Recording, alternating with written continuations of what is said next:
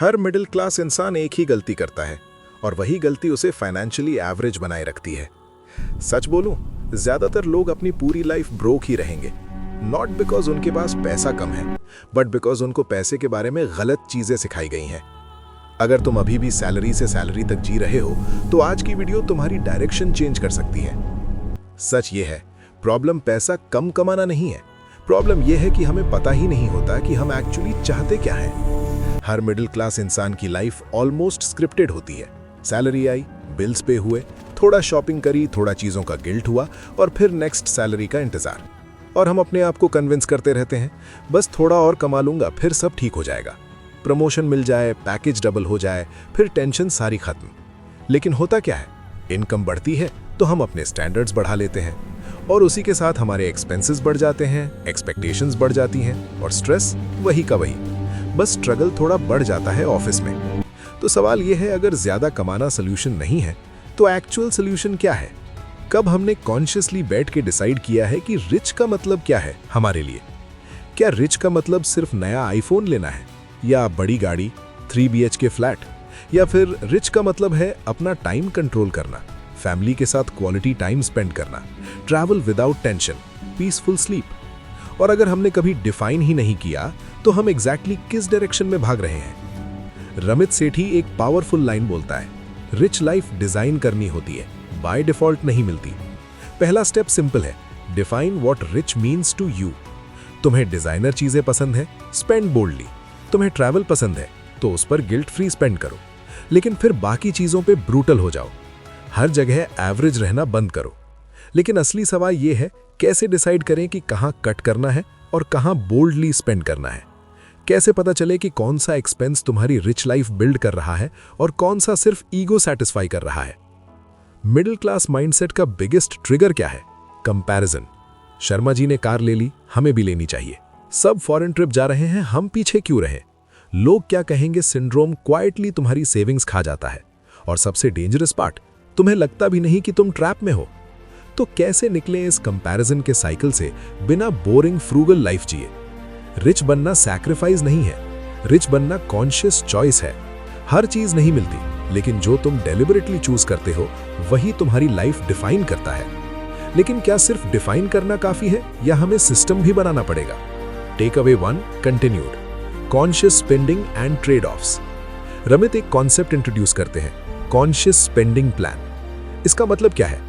मतलब आप अपने पैसे को रैंडमली नहीं, सोच समझकर इंटेंशनली यूज करते हो। तुम डिसाइड करते हो ये चीज मेरी लाइफ बेटर बनाती है और ये चीज सिर्फ टेम्पररी एक्साइटमेंट देती है। हर डिसीजन के साथ एक ट्रेड ऑफ होता है। अगर तुम 10 लाख ज्यादा का घर लेते हो तो शायद तुम्हें ट्रैवल कम करना पड़े। अगर तुम लग्जरी कार लेते हो तो शायद तुम इन्वेस्टमेंट्स कॉम्प्रोमाइज कर रहे हो। प्रॉब्लम कार या घर नहीं है, प्रॉब्लम यह है कि लोग ट्रेड ऑफ को इग्नोर कर देते हैं। मिडिल क्लास माइंडसेट की सबसे बड़ी प्रॉब्लम क्या है? क्लैरिटी नहीं, कंपैरिजन। सब चाहिए, बड़ा घर भी चाहिए, लेटेस्ट कार भी चाहिए, हर साल फॉरेन ट्रिप भी चाहिए और साथ में हेवी सेविंग्स भी चाहिए, इंस्टाग्राम वाली लाइफ भी चाहिए और जीरो स्ट्रेस भी। लेकिन सच सिंपल है, मैथ्स इमोशन से ऑपरेट नहीं करता। मैथ्स को आपकी फीलिंग्स से कोई फर्क नहीं पड़ता। अगर इनकम फिक्स्ड है तो प्रायोरिटीज चूज करनी पड़ती हैं। आप हर चीज एक साथ लेने की कोशिश करोगे तो रिजल्ट होगा EMI का प्रेशर, सेविंग्स का कॉम्प्रोमाइज और फ्यूचर का constant tension. Reality maths allow नहीं करता। बुक में एक एग्जाम्पल दिया गया है, एक लड़की जो 50,000 सैलरी लेती है लेकिन 6,000 हर साल डिजाइनर शूज पे खर्च करती है। अब तुम सोचोगे इररिस्पॉन्सिबल, लेकिन ट्विस्ट ये है, वो शेयर्ड अपार्टमेंट में रहती है, पब्लिक ट्रांसपोर्ट यूज करती है, अननेसेसरी लाइफस्टाइल एक्सपेंसेस कट करती है। रिजल्ट, वो अपनी फेवरेट चीज एंजॉय भी कर रही है और फाइनेंशियली सिक्योर भी। ये होता है conscious spending, guilt free spending on what you love, ruthless cutting on what you don't. तो सवाल ये है, तुम्हारा पैसा अभी तुम्हारी प्रायोरिटीज रिफ्लेक्ट करता है या सोसाइटी की expectations? Take away 2, start today and 85% rule. अब यहाँ आता है नेक्स्ट डेंजरस ट्रैप, ओवरथिंकिंग। लोग बोलते हैं हाँ इन्वेस्ट करना है, सेविंग्स अकाउंट खोलना है, रिटायरमेंट प्लान बनाना है, लेकिन कल से, फिर वो कल कभी आता ही नहीं। रमित एक कॉन्सेप्ट इंट्रोड्यूस करते हैं, 85% सोल्यूशन। उसका सिंपल मतलब है, परफेक्ट होने का वेट मत करो, 85% सही है, स्टार्ट करो। एग्जाम्पल के लिए, तुम सेविंग्स अकाउंट ओपन करना चाहते हो, तुम गूगल करते हो best high interest savings account, फिर कंपेयर करते हो, फिर डाउट आता है क्या ये सबसे बेस्ट है, फिर पोस्टपोन, और यहीं पे लोग रुक जाते हैं। रमीत कहते हैं रॉन्ग डिसीजन आपको स्लो करता है, लेकिन नो डिसीजन आपको स्टक कर देता है। और एक और एक्सक्यूज, मेरे पास अभी सिर्फ 5,000 या 10,000 ही है, क्या फर्क पड़ेगा।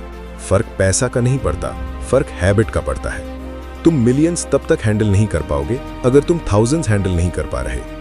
बेस्ट टाइम शुरू करने का 10 साल पहले था, सेकंड बेस्ट टाइम आज। तो अब असली सवाल ये है, तुम शुरू कब करोगे, और अगर परफेक्ट मोमेंट कभी आया ही नहीं तो क्या तुम वेट करते रहोगे। Take away 3, the comfortable trap. तुम्हें पता है सबसे डेंजरस फाइनेंशियल हैबिट क्या है? सेफ फील करना।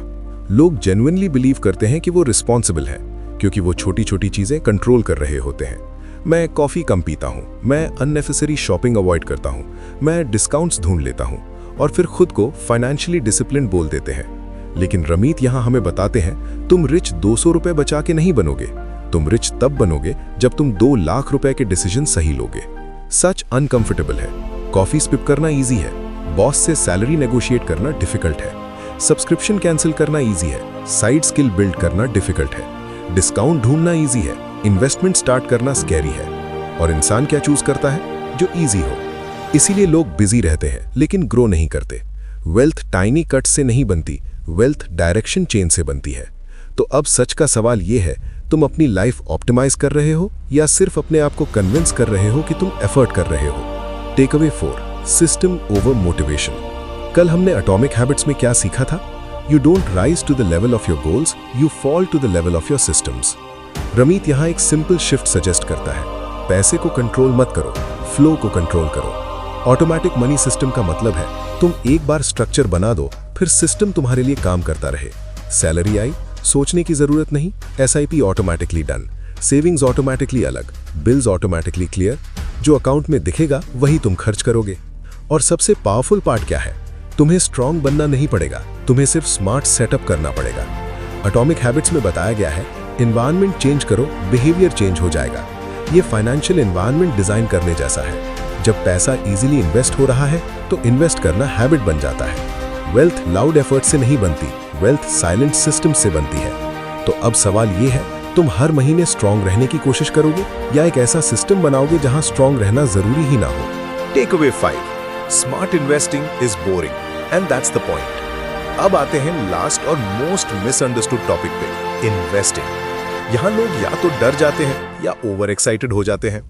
कुछ लोग बोलते हैं मार्केट रिस्की है, मैं इन्वेस्ट ही नहीं करूंगा, और कुछ लोग बोलते हैं मैं नेक्स्ट मल्टी बैगर ढूंढ लूंगा। रमित इन्वेस्टिंग को एक सिंपल पिरामिड की तरह एक्सप्लेन करता है। लेवल 1, खुद स्टॉक्स पिक करो। लेवल 2, इंडेक्स फंड्स या म्यूचुअल फंड्स चूज करो। Level 3, SIP। अब अनकंफर्टेबल ट्रूथ सुनो, मार्केट को कंसिस्टेंटली बीट करना एक्सट्रीमली डिफिकल्ट है। प्रोफेशनल फंड मैनेजर्स भी लॉन्ग टर्म में स्ट्रगल करते हैं, तो एवरेज इन्वेस्टर का क्या ही चांस होगा। इसीलिए रमित का अप्रोच बोरिंग लगता है लेकिन पावरफुल है। Low cost index funds choose करो, डाइवर्सिफाइड रहो, रेगुलर इन्वेस्ट करो और अननेसेसरी एक्साइटमेंट अवॉइड करो। और अगर तुम्हें और सिंपल चाहिए, SIP चूज करो। एक रिटायरमेंट ईयर चूज करो, हर महीने ऑटोमेटिकली इन्वेस्ट हो और सिस्टम को काम करने दो। इन्वेस्टिंग का गोल थ्रिल नहीं है, इन्वेस्टिंग का गोल फ्रीडम है। कंपाउंड इंटरेस्ट लाउड नहीं होता, वो साइलेंटली ग्रो करता है। वेल्थ ड्रामेटिक डिसीजन से नहीं बनती, वेल्थ कंसिस्टेंट डिसीजन से बनती है। तो अब सीधा सवाल, तुम इन्वेस्टिंग को गैम्बल बनाओगे या एक बोरिंग मशीन जो 20-30 साल बाद तुम्हारी लाइफ चेंज करेगी? अगर तुम जेन्युइनली अपनी फाइनेंशियल लाइफ चेंज करना चाहते हो तो इस वीडियो को सिर्फ देखो मत, इंप्लीमेंट करो। ये बातें मैंने तुम्हें I will teach you to be rich book by Ramit Sethi से बताई है, जो आप बाय कर सकते हो डिस्क्रिप्शन में दिए गए लिंक से। और अगर तुम्हें ऐसे प्रैक्टिकल ब्रेकडाउन्स चाहिए, बुक्स, हैबिट्स, सिस्टम्स जो एक्चुअली लाइफ चेंज करें, तो चैनल सब्सक्राइब करो। यहाँ मोटिवेशन नहीं मिलेगी, यहाँ ट्रांसफॉर्मेशन मिलेगा।